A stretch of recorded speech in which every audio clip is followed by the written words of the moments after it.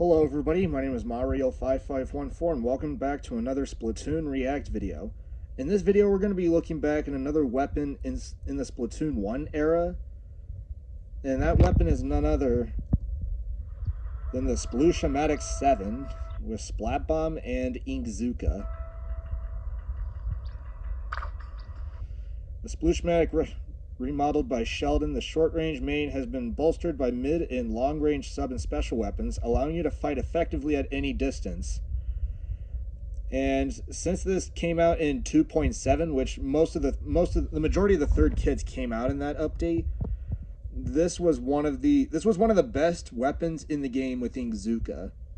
I mean, one of the best Inkzooka weapons in the game. This weapon was second to that of two other weapons. It was just one of the best three. There was Sploosh-o-matic 7, but Tentatek Splattershot was like number 1, given what happens to that weapon later. I mean, what happened to it in Splatoon 1's history.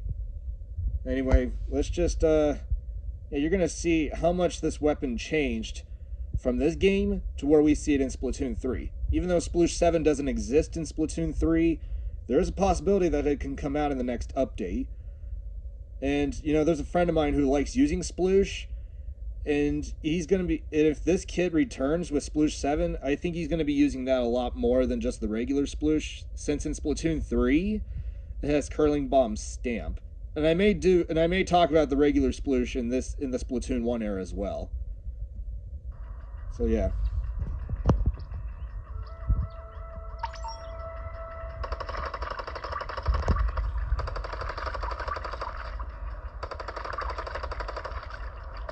Jeez, look at the range on this weapon.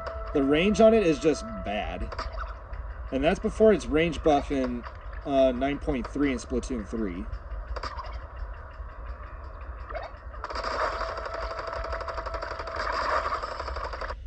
Yeah, Sploosh has been known to have a very fast kill time. Its DPS is very high.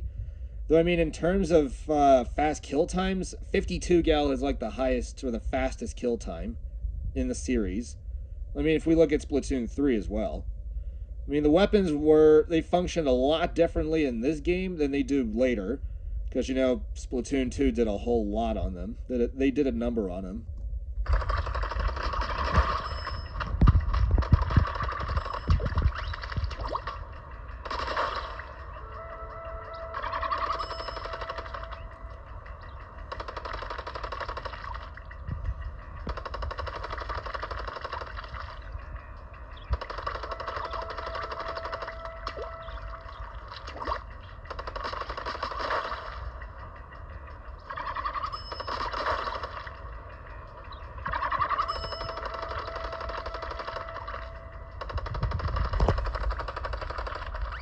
Not only that, look at the reticle.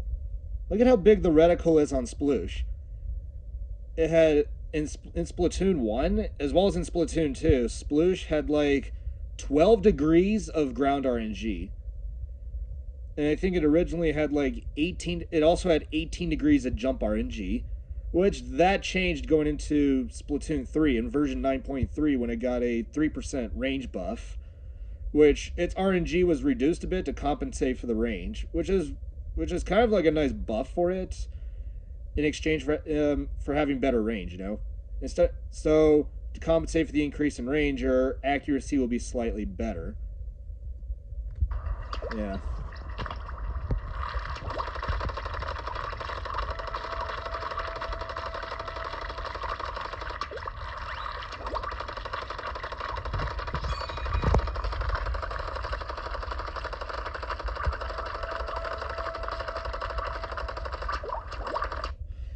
Yeah, another thing I want to talk about is, yeah, you saw how long it took to get Inkzooka, right? Like I said when talking about Tentatek Splattershot and New Squiffer in the previous videos, points for in Splatoon 1, points for special was tied to the special weapon you were using. So regardless of what main weapon you were using, Inkzooka was 220p. So there were a lot of weapons that didn't see the light of day, or they rarely saw the light of day, because they couldn't get the Zooka out fast enough, or they just didn't have the paint to actually output the Zooka. So if you were lucky, you could get like 2 Zookas a match. It wasn't until Splatoon 2 that the system of where the points for special was tied to that special. Nintendo got rid of that going into Splatoon 2, which was a good idea. And they continued to do so in Splatoon 3. They continued that trend.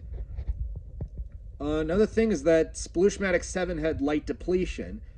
And I don't know if I've mentioned this before, but after version 2.7 came out, Nintendo gave out a change to where weapons had different depletion classes. So basically, if you die, you would lose a certain amount of your special gauge, like you see here. And if you were using Sploosh 7, which had light depletion, and you died, you only lost 40% of your special gauge. If you were using a weapon that had medium depletion, like the Wasabi Splattershot, you lost 60% of your special gauge. And if you were using a heavy depletion weapon like Tentatek Splattershot, you lost 75% of your special gauge if you died. Yeah, so a lot of the weapons, because of that, were just, yeah, they did not do really good. I mean, most of these weapons did survive, but you'd have to be running like a lot of like special saver, to try to mitigate that. Which, going into Splatoon 2, special depletion classes were not a thing in Splatoon 2. So they went back to, originally every single weapon had 50% depletion before 2.7 in Splatoon 1. So Splatoon 2 got rid of that because, that's just not a thing anymore. Not to mention the meta in Splatoon 1 was completely different, which I will talk about I may do a Splatoon Talk video series about Splatoon 1's history, like I'm doing with Splatoon 3's right now.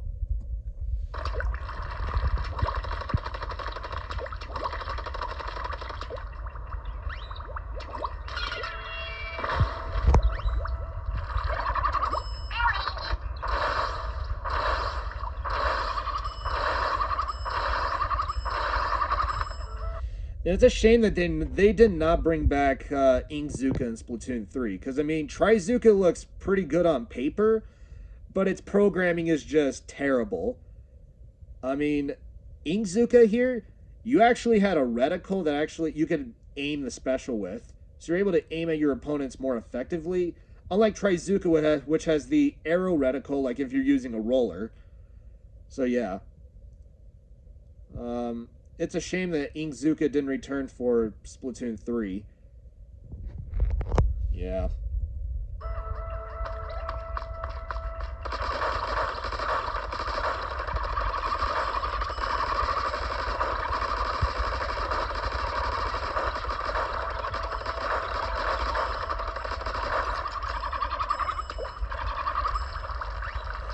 And you saw how long it took for that person to destroy those dummies, right?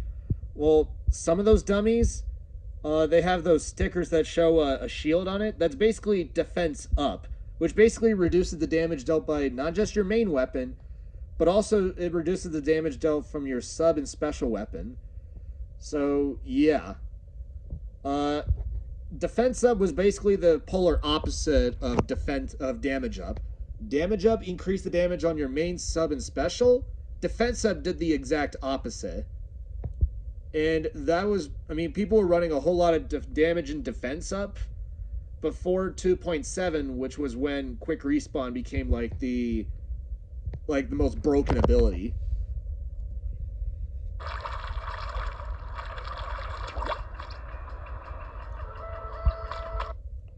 Yeah, I mean, look at the weapon here. Yeah, Sploosh 7 had a completely better color scheme than just the regular Sploosh. And even if you look at Neo Sploosh in Splatoon 3, Sploosh 7 has a better color scheme than Neo Sploosh. I mean, don't get me wrong, Neo Sploosh has a decent color scheme. I do like the silver colors on Neo Sploosh, but I think the red on Sploosh 7 is just more eye-catching. It catches your attention more than just the silver. I do like that. And that's it. That is the video. If you guys like the video, be sure you subscribe and don't forget to leave a like on the video as well. If you want to see more videos like this, just send a comment below.